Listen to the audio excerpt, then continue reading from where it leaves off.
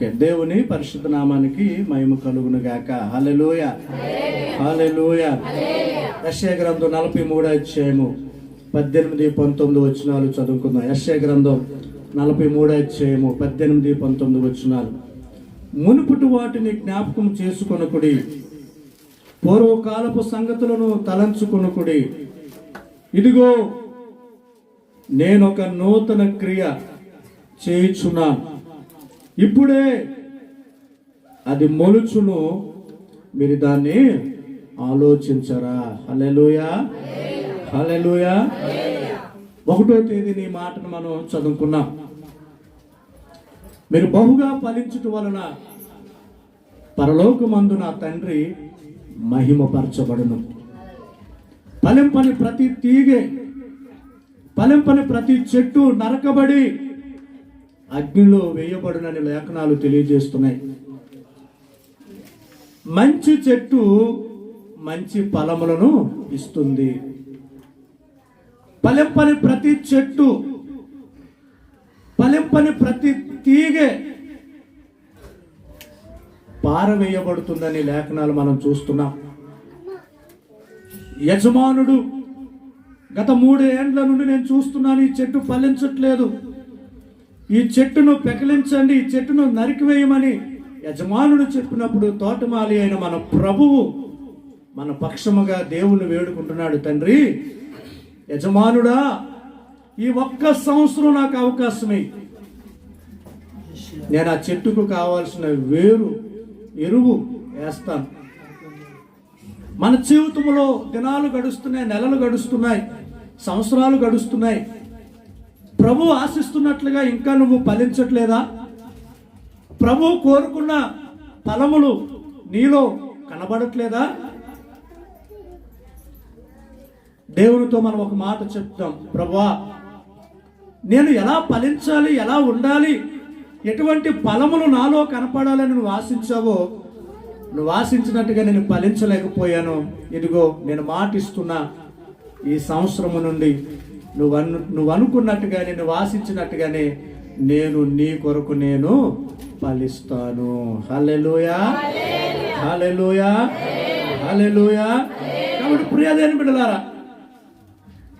నీ ఫలము కనపడాలి, నువ్వు ఫలించేదానిగా ఉండాలి. ఏ చెట్టు అయినా సరే ఒకసారే కాస్తుందా? ఒకసారి ఫలం ఇచ్చి తన ఫలములను ఆపేస్తుందా?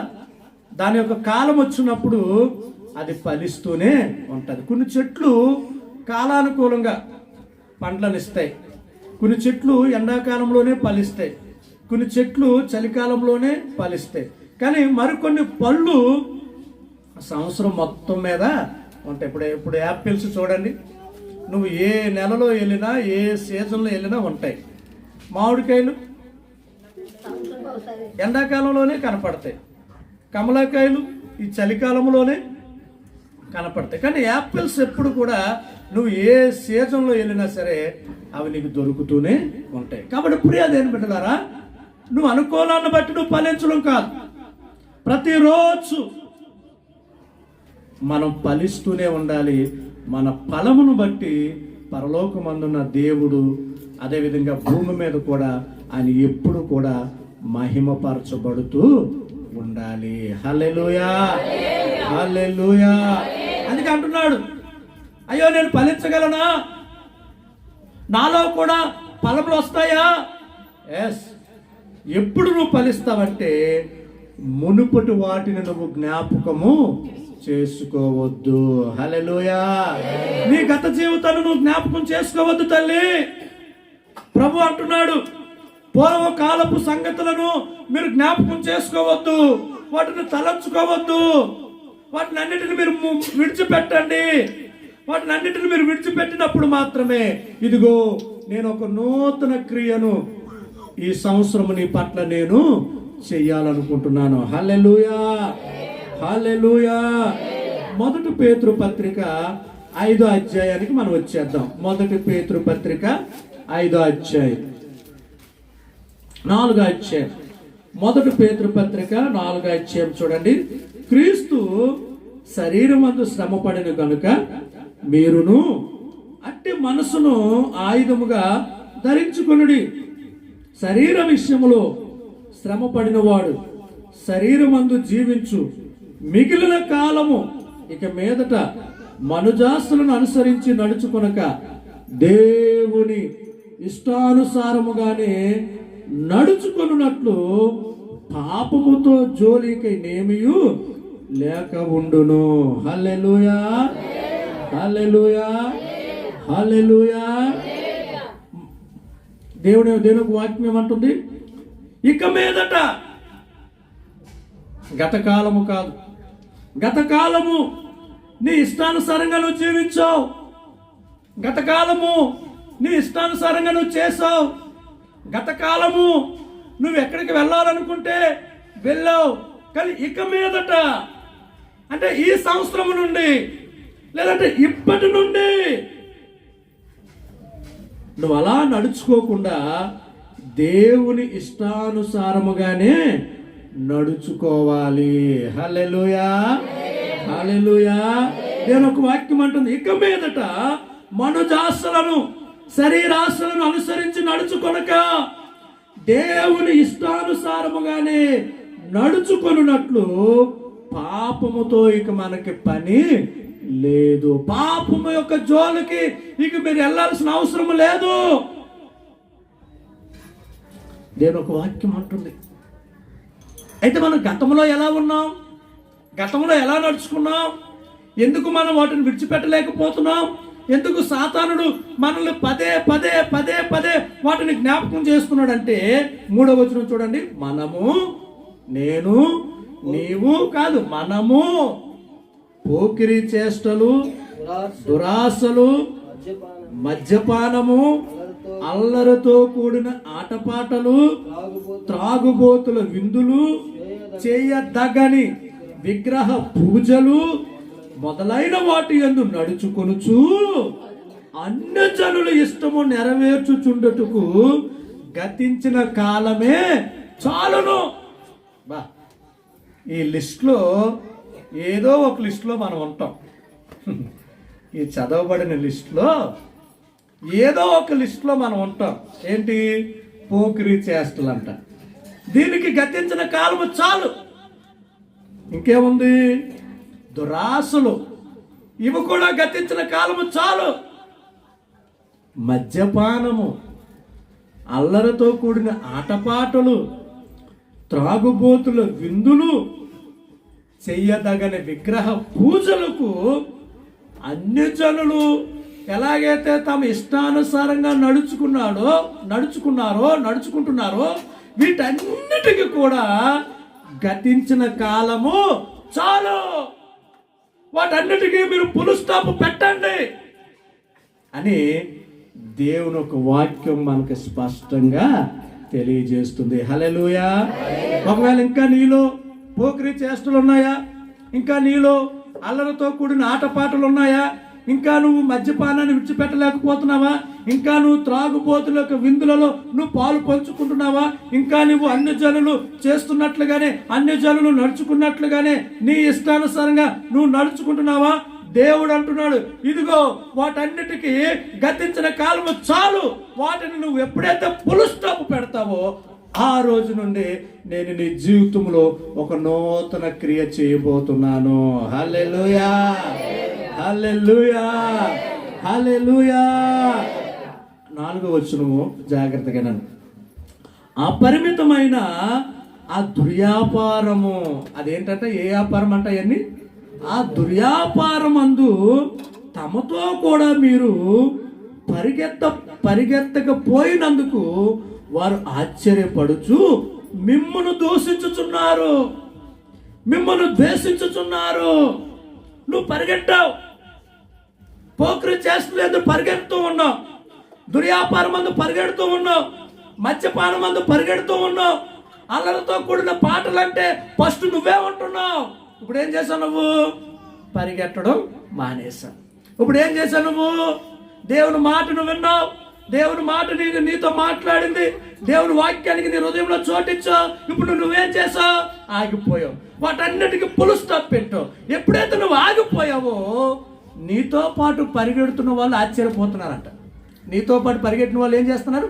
ఇదేంటి ఆగిపోయాడు, గతకాలం మాతోనే ఉన్నాడు కదా, గతకాలం మాతోనే చేశాడు కదా, మాకన్నా ఎక్కువ చేశాడు కదా, మాకన్నా ముందుండేవాడు కదా, ఇదేంటి ఆగిపోయాడు అని వాళ్ళు ఏం చేస్తున్నారంట? ముందు ఆశ్చర్యపడిపోయారంట. అరే ఇదేంటి అన్నీ వదిలేశాడు, ఇదేంటి అన్నీ మానేశాడు, ఇదేంటి ఇంత మార్పు వచ్చింది అని మనలో వచ్చిన మార్పును బట్టి ముందు వాళ్ళు ఏం చేశారంట? ఏం చేశారు? ఆశ్చర్యపడ్డారంట. రెండోదిగా ఏం చేస్తున్నారంట? మనలను దూషించుచున్నారంట. మారిపోతే ఏం చేస్తుందంటే ఈ లోకము అంటే ఒక మాటలో చెప్పాలంటే మనిషి మారడము ఇష్టము లేదు. మనిషి మంచి మార్గంలో నడవడము లోకానికి ఇష్టము లేదు. వారు నిన్ను దూషించినా సరే, వారు నిన్ను దూరంగా పెట్టినా సరే, ప్రజలు నిన్ను ఎంత దూరం పెడతారో దేవుడు నిన్ను అంత దగ్గరగా నిన్ను తీసుకుంటాడు. హల్లెలూయా, హల్లెలూయా. ప్రజలు నిన్ను దూరం పెట్టారని నువ్వు బాధపడొద్దు. ప్రజలు ఎప్పుడైతే నిన్ను దూరం పెట్టారో దేవుడు నిన్ను హత్తుకున్నాడని నువ్వు అర్థం చేసుకో.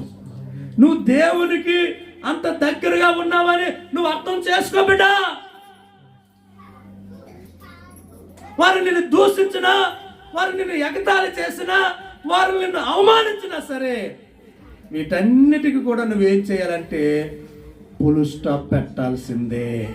ఇక మీదట నీ జీవితంలో దేవుని కార్యాన్ని నువ్వు చూడాలి అనుకుంటే, ఇక మీదట నీ కుటుంబంలో దేవుని కార్యము జరగాలని అనుకుంటే, వీటన్నిటికీ కూడా నువ్వేం చేయాలి?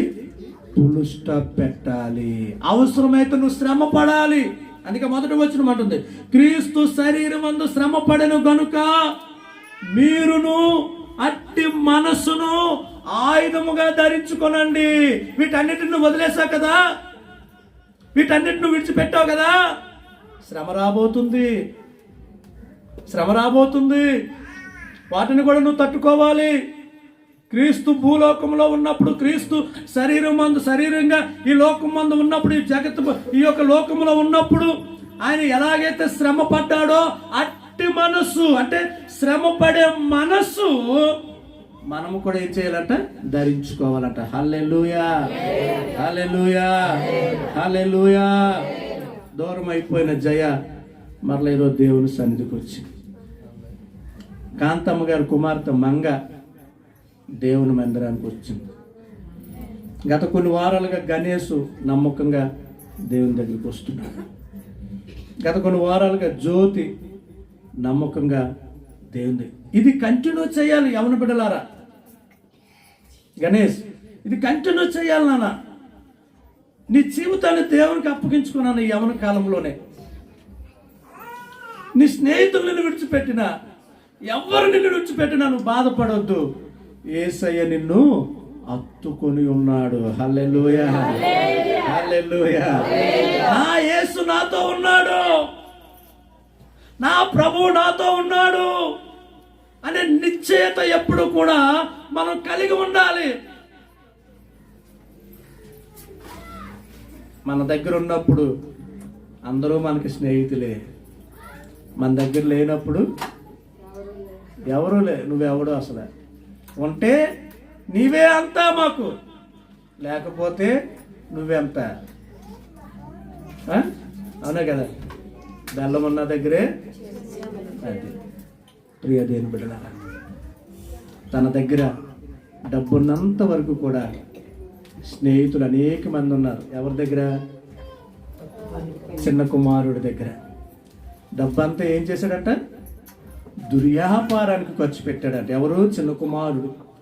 తండ్రి దగ్గర తనకు కావలసిందంతా తీసుకొని దూర దేశములకు వెళ్ళిపోయి దుర్వ్యాపారానికి, అంటే త్రాగుతూ, చిందులు వేస్తూ, దేవునికి ఇష్టం లేనివి చేస్తూ తన డబ్బు అంతటిని కూడా దుర్వ్యాపారానికి ఉపయోగించాడు. ఒక రోజు వచ్చింది, తన దగ్గర చిల్లిగవ్వ కూడా లేదు.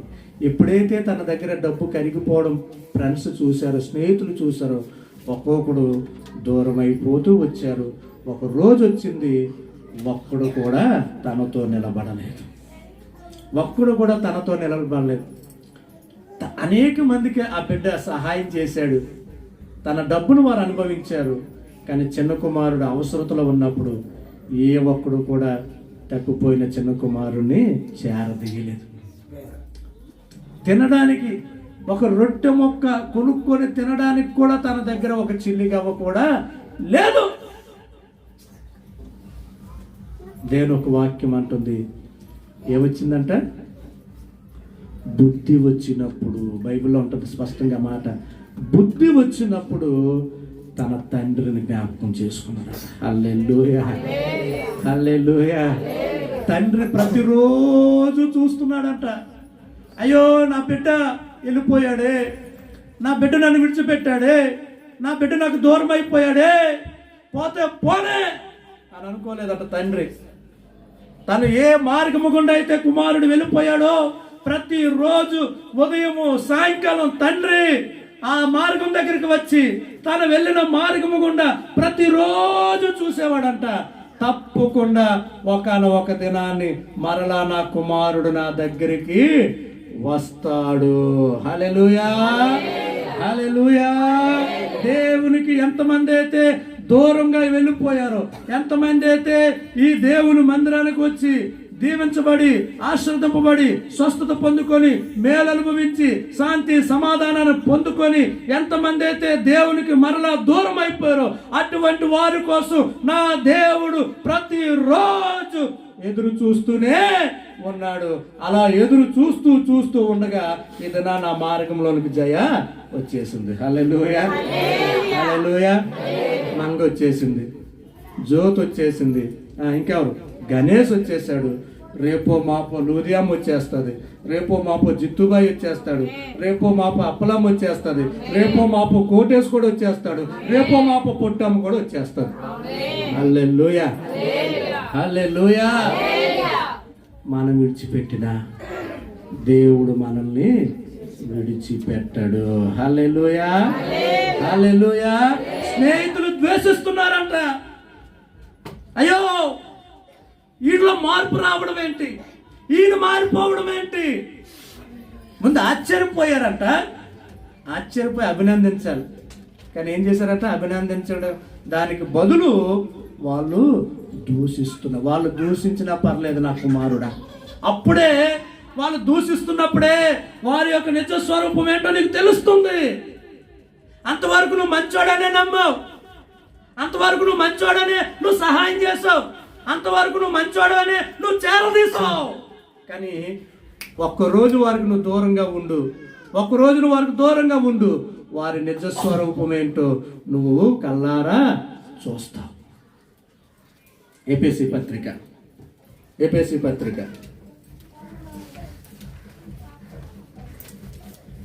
17వ వచనం, 4వ అధ్యాయము 17. కాబట్టి అన్యజనులు నడుచుకొనున్నట్లు మీరిక మీదట నడుచుకొనవలదని ప్రభునందు సాక్ష్యం ఇచ్చుచున్నాను. హల్లెలూయా. పౌలు ఎఫెసీ సంఘానికి రాస్తున్న మాట ఏంటంట? అన్యజనులు నడుచుకున్నట్లుగా మీరిక మీదట నడుచుకోకూడదు. 18. వారైతే ఎవరు? లోకంలో ఉన్నవారు, అన్యజనులు. అంధకారమైన మనస్సు గలవారై తమ హృదయ కాఠిన్యము వలన తమలోనున్న అజ్ఞానము చేత దేవుని వలన కలుగు జీవములో నుండి వేరుపరచబడిన వారై తమ మనసులకు కలిగిన వ్యర్థత అనుసరించి నడుచుకొనుచున్నారు. వారు సిగ్గులేని వారై ఉండి నానా విధమైన అపవిత్రతను అత్యాశతో జరిగించుటకు తమ్మును తామే కాముకత్వమునకు అప్పగించుకొనెను. అయితే మీరు యేసును గూర్చి విని ఆయన యందల సత్యము ఉన్నది ఉన్నట్టుగానే ఆయన యందు ఉపదేశింపబడిన వారైన ఎడల మీరు అలాగూ క్రీస్తును చేర్చుకున్నవారు కారు. హల్లెలూయా, హల్లెలూయా. ఎలా ఉన్నారంట వారు? ఎలాగున్నారంట? అంధకారమైన మనస్సు ఉందంట. ఎలా ఉందంట వాళ్ళ హృదయము? వారి హృదయము కఠినపరచబడిందంట. తమలోనున్న అజ్ఞానము చేత దేవుని వలన కలుగు జీవములో నుండి వేరుపరచబడ్డారంట. ఎక్కడి నుండి వేరుపరచబడ్డాడంటే, చీకటి వారిని ఎప్పుడైతే కమ్ముకుందో, వారి హృదయం ఎప్పుడైతే కఠినపరచబడిందో, వారు ఎప్పుడైతే అజ్ఞానం చేత నడుచుకున్నారో ఏం చేశారంట? దేవుని యొక్క జీవములో నుండి వాళ్ళు వేరుపరచబడ్డారంట. దేవుని యొక్క జీవములో ఉన్న మనము మరలా చీకట్లోనికి వెళ్ళడానికి వీల్లేదు. దేవుని యొక్క జీవము కలిగి ఉన్న మనము మన హృదయాలను కఠినపరచుకోవడానికి వీల్లేదు. మన హృదయం ఎప్పుడు కూడా దేవుని వాక్యము కోసం మన హృదయాలు ఎప్పుడు కూడా తెరవబడాలి. నీ హృదయం అనే పొలంలో దేవుని యొక్క వాక్యం ఎప్పుడు కూడా విత్తనము వలె విత్తబడుతూ ఉండాలి. ప్రియ దేవుని బిడ్డలారా, విన్న వాక్యం సాతానుడు వచ్చి దొంగిలించుకొని వెళ్ళిపోతున్నాడు కనుక ఆ వాక్యాన్ని మనం మర్చిపోతున్నాం. ఆ వాక్యం మనకు గుర్తుండట్లేదు. ఆ వాక్య ప్రకారంగా మనం జీవించలేకపోతున్నాం కనుక మనం చీకట్లోని పడిపోతున్నాం. సిగ్గులేని వారై ఉండి నానా విధమైన అపవిత్రతను వాళ్ళు ఏం చేస్తున్నారంటే, అపవిత్రతను, చెడు పనులు ఎలా చేస్తున్నారంట?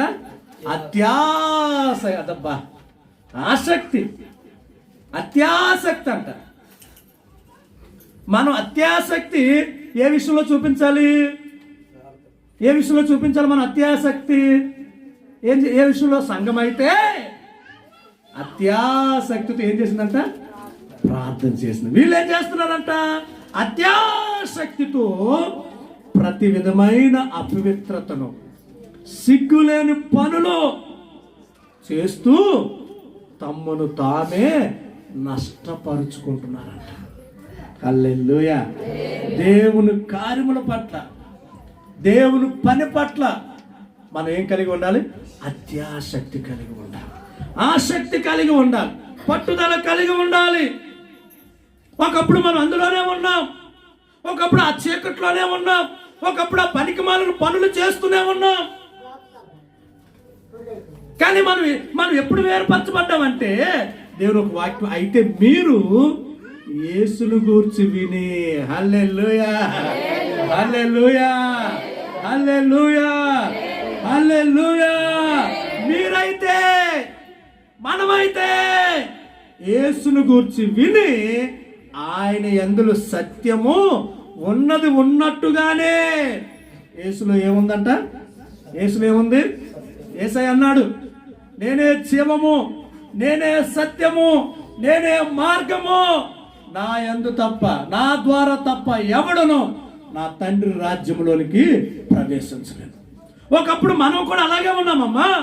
ఒకప్పుడు మనం అన్ని జనుల వల్ల మనం నడుచుకున్నాం, ఒకప్పుడు అన్ని జనుల వల్ల మనం ఉన్నాం, ఒకప్పుడు మనం చీకట్లోనే ఉన్నాం, పోకిరి చేష్టలు చేస్తాం, అల్లరితో కూడిన ఆటపాటలు చేస్తాం, మద్యానికి బానిస అయిపోయి త్రాగుబోతుల విందుల్లో మనం పాలు పంచుకున్నాం, అల్లరితో కూడిన ఆటపాటలు మనం పాలు పంచుకున్నాం. అయితే దేవుని ఒక వాక్యాన్ని మనం ఎప్పుడైతే విన్నామో, ఆయనలో సత్యం ఉన్నదని మనం ఎప్పుడైతే విన్నామో, మనం ఎప్పుడైతే నమ్మామో, అప్పుడు వాటన్నిటి నుండి దేవుడు మనల్ని ఏం చేశాడంట? వేరు చేశాడంట. హల్లెలూయా, హల్లెలూయా. వేరు చేయడమే కాకుండా దేవుని ఒక జీవాన్ని మనకి ఇచ్చాడంట. హల్లెలూయా, హల్లెలూయా. ఆ యేసును గూర్చిన వార్త మనం వినకపోయి ఉంటే మనం ఎప్పటికీ కూడా ఇంకా చీకట్లోనే ఉండేవాళ్ళం. ఇప్పటికి ఇంకా మన అంధకారమైన సంబంధమైన క్రియలు చేస్తూనే ఉండేవాళ్ళం. కానీ దేవుడు తన మహాకృప చేత వాటన్నిటి నుండి దేవుడు మనల్ని ఏం చేశాడు? వేరు చేశాడు. హల్లెలూయా, హల్లెలూయా. ప్రభు మనల్ని ఎప్పుడో వేరు చేశాడు. మనం వేరుపరచబడ్డాం. లేదు, నేను ఇంకా ఆ చీకటిలోనే ఉంటానండి, లేదు వాటిని నేను విడిచిపెట్టలేనండి, లేదు వాటికి నేను దూరంగా ఉండలేనండి అని ఒకవేళ నువ్వు అనుకుంటూ, బయటికి భక్తిగా కనపడుతూ, బయటికి దేవుని బిడ్డగా కనపడుతూ, బయటికి దేవుని మందిరానికి నమ్మకంగా వస్తూనే, ఒకవేళ నువ్వు ఇంకా రహస్యముగా మనుషులకి తెలియకుండా, ఒకవేళ నువ్వు ఇంకా చీకట్లో చేయకూడని పనులు ఏమైనా చేస్తున్నావా బిడ్డ? దేవుడు చూస్తున్నాడు. దేవుడు చూస్తున్నాడు. దేవుడు మీకు వాగ్దానాలు ఇచ్చాడు. నిన్ను తప్పిస్తాను, నిన్ను కాపాడుతాను, నిన్ను దీవిస్తాను, నిన్ను హెచ్చిస్తాను, నీకు తోడుగా ఎస్. ఆ వాక్యాలు మన జీవితాల్లో నెరవేర్చబడాలంటే అందుకు తగ్గ జీవితాన్ని ముందు మనము జీవించాలి. అందుకు తగ్గ జీవితాన్ని మనం జీవించకపోతే దేవుడు కూడా కార్యము చేయలేడు.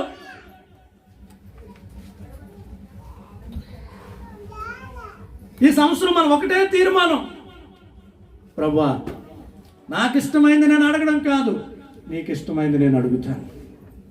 నాకు ఇష్టమైనట్టుగా నేను జీవించడం కాదు, నీకు ఇష్టమైనట్టుగా నేను జీవిస్తాను. హల్లెలూయా, హల్లెలూయా. ప్రియ దేవుని బిడ్డలారా,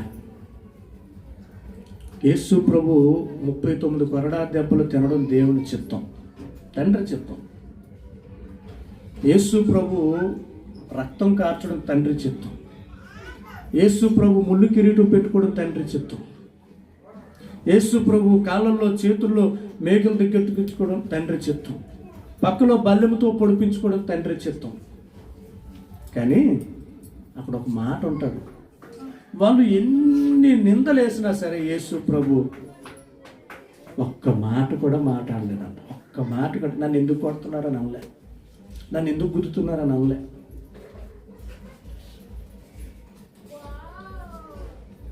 తీర్పు చెప్పే న్యాయాధిపతి ఆశ్చర్యపోతే ఈయన మీద ఇన్ని నేరాలు మోపుతున్నారు, కానీ ఈయనలో నాకు ఒక్క నేరము కూడా కనపడలేదు. ఆయన అంటున్నాడు, పిలాతు అంటున్నాడు, నువ్వు దేవుని కుమారుడువా? ఎస్, నువ్వన్నట్టే నేను దేవుని కుమారుడిని. ఒకే ఒక మాట, నువ్వన్నట్టే అన్నాడు. సమాజం అంతా నేరం మోపింది, కానీ పిలాతు ఏమంటున్నాడు, ఈయనలో నాకేమీ నేరం కనపడట్లే. ఇవన్నీ దేవుని తండ్రి చిత్తం. కానీ మత్తయి సువార్తలో ఒక మాట ఉంటుంది, యేసు ప్రభుని ముసుగేసి అరచేతులతో, అది దేవుని చిత్తం కాదు. ఏంటంటే మీరు ఎందుకు నన్ను కొడుతున్నారు? అది దేవుని చిత్తంలో లేదు. దేవుని చిత్తంలో ఏదైతే ఉందో అది అనుభవించడానికి నా యేసే సిద్ధపడ్డాడు. హల్లెలూయా, హల్లెలూయా, హల్లెలూయా. అందుకే ఆ యొక్క ఏదైనా గెత్సేమనే తోటలో అది, అందుకే తండ్రికి ప్రార్థన చేశాడు, నీ చిత్తమే, నా చిత్తం కాదు, నీ చిత్తం. ఇదిగో ఈ గిన్నెలో త్రాగడం నీ చిత్తం అన్నాడు, ఆ దెబ్బలు తినడం నీ చిత్తం అన్నాడు, చనిపోవడం నీ చిత్తం. ప్రియ దేవుని బిడ్డలారా, మన పట్ల దేవుని చిత్తం ఏదైతే ఉందో ఆ చిత్తమే మన జీవితంలోని జరగాలి. హల్లెలూయా, హల్లెలూయా.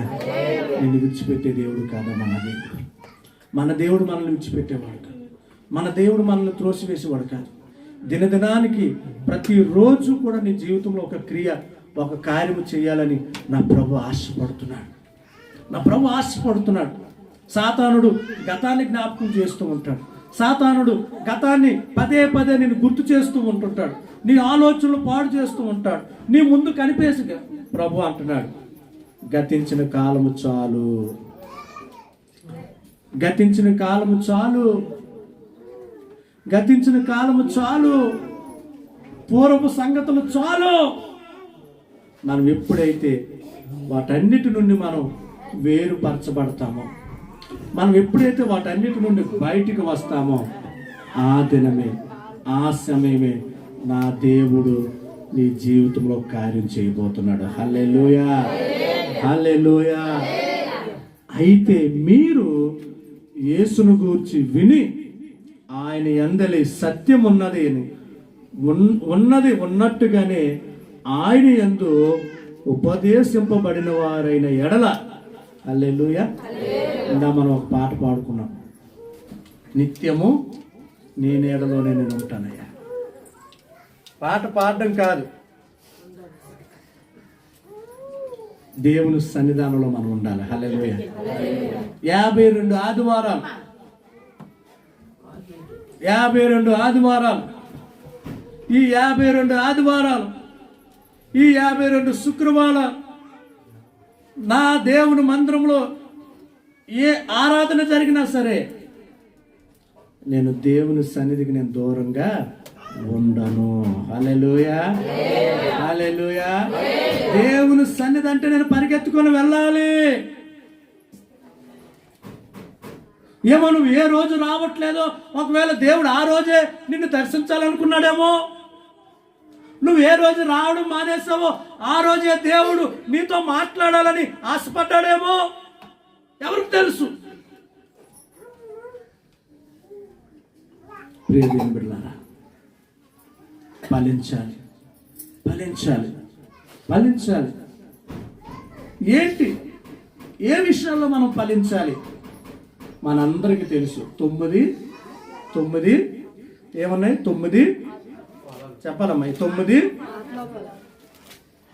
గలతీ పత్రిక 5వ అధ్యాయం 22వ వచనం. 9 ఆత్మ స్వభావాలు, ఫలం ఒకటే, స్వభావాలు 9. ఏంటి, ఏ ఫలాలు ఫలించాలి? మా అయ్యగారు ఫలించాలి, ఫలించాలి, ఫలించాలి, ఫలించాలి అంటున్నాడు. ఇంతకీ ఎందులో ఫలించాలో చెప్పట్లేదు. 2 వారాల నుండి ఇదే చెప్తున్నాడు. ఇందులో ఫలించాలి. అప్పుడు ఉంది భాస్కర్ 22.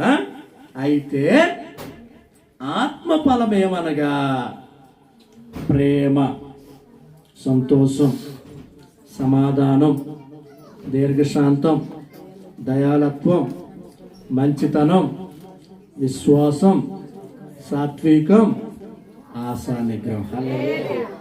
మరి మీరేం నేర్చుకుంటున్నారు ప్రతి వారం వచ్చి? చెప్పండి. ఈ మాటలు చెప్పి దగ్గర 2 నెలల క్రితం చెప్పిన మాటలు గుర్తున్నాయి. ఈ వారం చెప్పిన వాక్యం మీకు వచ్చే వారం గుర్తుండట్లే. ఇప్పుడు ఎవరు గొప్ప అని చెప్పండి. లేదయ్యా మేము కూడా సండే స్కూల్కి వస్తామంటే 4 గంటలకు వచ్చారు. మీరు కూడా ఇవి నేర్చుకుంటారు. లక్ష్మణ్, మీరు కూడా లేదు మేము కూడా నేర్చుకోవాలనుకుంటున్నామయ్యా, మరి మీరు చెప్పింది మాకు అర్థం కావట్లేదు, పాస్టమ్ చెప్పేది, సారు అని చెప్పేది మాకు అర్థం అవుతుంది, సుజాత చెప్పేది అర్థం అవుతుంది అంటే 4 గంటలకు వచ్చేసారు అనుకోండి, మీకు బిస్కెట్లు ఇస్తారు, చాక్లెట్లు ఇస్తారు, వాటితో పాటు ఈ మాటలు కూడా మీకు నేర్పిస్తారు. తప్పే ఉంది, నేర్చుకోవడంలో తప్పేమి లేదు. సంవత్సరం వస్తే మీకు ఒక గిఫ్ట్ కూడా ఇస్తారు క్రిస్మస్కి. వచ్చే వారం నేను అడుగుతాను ఈరోజు ఏ వాక్యం చెప్పాను. మీరు చెప్పకపోతే, ఇప్పుడు యూకేజీలో ఉన్నవాడు చెప్పకపోతే LKGలో వేసేస్తారు. ఇప్పుడు మీరు చెప్పకపోతే చర్చిలో ఉన్న మిమ్మల్ని సండే స్కూల్లో వేసేస్తాం. అప్పుడు మీ టైం మారిపోతుంది. 10:30కి మీరు రావాల్సిన అవసరం లేదు. హాయిగా మీరు అన్నీ చూసుకుని 4కి వస్తే సరిపోతుంది. అక్కడ మీకు సండే స్కూల్లో మీకు ఇవన్నీ కూడా. ఆనంద్ చెప్తానా? చెప్తావా? ప్రేమ, సంతోషం చెప్తావా? తమ్ముడిని వేసారా అంటే వేసేస్తావు కదా. ఓకే. కాబట్టి ప్రియ దేని పెట్టారు ఏంటంటే ఎన్ని ఉన్నాయి? 9 స్వభావం. మీరు ఈసారి 9 కృపావారాలు నేర్పాలి. 9 కృపావారాలు ఉన్నాయి, ధన్యతలు ఉన్నాయి, 10 ఆజ్ఞలు ఉన్నాయి. మరి ముఖ్యంగా పిల్లలకి ఈ సంవత్సరం 66 పుస్తకాలు వచ్చేవాళ్ళు. వాళ్ళు ఒడియాలో చెప్తారో, ఇంగ్లీష్లో చెప్తారో, తెలుగులో చెప్తారో నాకు అనవసరం. 66 పుస్తకాలు మన బిడ్డలు లేచి నిలబడి 66 పుస్తకాలు టకా టకా టకా చెప్పేవాళ్ళు. హల్లెలూయా, హల్లెలూయా. 7 ఆత్మలు ఉన్నాయి, 9 కృపావారాలు ఉన్నాయి, 9 స్వభావాలు ఉన్నాయి. బుద్ధి ఆత్మ, జ్ఞాన ఆత్మ, ప్రవచన ఆత్మ, వివేచన ఆత్మ, భయమును పుట్టించే ఆత్మ, బలమును పుట్టించే ఆత్మ, భక్తిని పుట్టించే ఆత్మ. ఈ 7 ఆత్మ కృపావరాలు. కృపావరాలు ఉన్నాయి తెలుసా మీకు? బుద్ధివాక్యం, జ్ఞానవాక్యం, విశ్వాసం, స్వస్థతావరం, అద్భుత కార్యములు చేయవారం, ప్రవచనవారం, వివేచనవారం, భాషలు మాట్లాడేవారు, భాషలకు అర్థము చెప్పే 9 కృపావరాలు, 9 ఆత్మ స్వభావాలు, 7 ఆత్మలు. ఇవన్నీ కూడా సండే స్కూల్ పిల్లలకి ఇవన్నీ ఎందుకు చెప్తున్నానంటే ఈ 25 పెట్టి మనం ప్రతిరోజు ప్రార్థన చేయాలి పిల్లల కోసం. హల్లెలూయా. కాబట్టి ప్రియ దేవుని బిడ్డలారా, మనమైతే వాటి యందు ఉంటున్నప్పుడు దేవుని యొక్క వాక్యాన్ని విని వాటన్నిటి నుండి కూడా మనం వేరుపరచబడ్డాం. పరిగెడుతున్న ఉన్న మనము మన పరుగును ఆపి దేవుని వైపు తిరిగామంట. హల్లెలూయా. పరిగెడుతున్న మనము, బాగా ఆలకించండి, పరిగెడుతున్న మనము దేవుని వాక్యం మన చెవిలో పడినప్పుడు, దేవుని వాక్యం మన మనసులో పడినప్పుడు, దేవుని వాక్యం మన హృదయానికి వచ్చినప్పుడు, మన పాపాన్ని ఒప్పుకున్నప్పుడు, మనం ఎప్పుడైతే దేవుని వైపు తిరిగామో అప్పుడు ప్రజలు ఏం చేశారంట? ఆశ్చర్యపోయారంట. నువ్వు వెళ్తూ దేవుని వైపు తిరగడమే మారు మనసు. ఏంటంటే మారు మనసు అర్థం ఏంటి? మనసు మారడం. ఒకప్పుడు నా మనసు అలా చీకటి, ఇప్పుడు నా మనసు వెలుగు. హల్లెలూయా, హల్లెలూయా. ప్రియ దేవుని బిడ్డలారా, ప్రజల్ని దూషించినా ద్వేషించినా ఒకరోజు చెప్పుకుంటారు, ఒకప్పుడు ఎలా తిరిగేవాడురా, దేవుని మందిరానికి వెళ్ళిన తర్వాత ఆ వ్యక్తిలో గొప్ప మార్పు వచ్చింది. హల్లెలూయా, హల్లెలూయా, హల్లెలూయా. ఒకప్పుడు నిన్ను ద్వేషించిన వాళ్ళే నీ దగ్గరికి వచ్చేటట్టుగా నా ప్రభు చేస్తాడు. హల్లెలూయా. ఒకప్పుడు నిన్ను దూరం పెట్టిన వాళ్ళే మరలా ప్రభు నీకు దగ్గరగా చేస్తాడు. హల్లెలూయా. నీ ప్రవర్తన బట్టి, నీ సత్య ప్రవర్తన బట్టి నిన్ను దూషించిన వారే దేవుని దగ్గరికి రాగలగాలి. హల్లెలూయా, హల్లెలూయా. అటువంటి కృపను దేవుడు మనందరికీ అనుగ్రహించును గాక. ఈ 9 ఫలాల కోసం ఒక్కొక్క వారం ఒక్కొక్కటి మనం ధ్యానం చేస్తూ మనం వెళ్దాం. మంచిది. ఈ సమయంలో మనం బల్లారాధనలోనికి వెళ్దాం. ప్రతి ఒక్కరూ కూడా కళ్ళు మూసుకుందాం. మనం బల్లారాధనలోనికి మనం వెళ్దాం.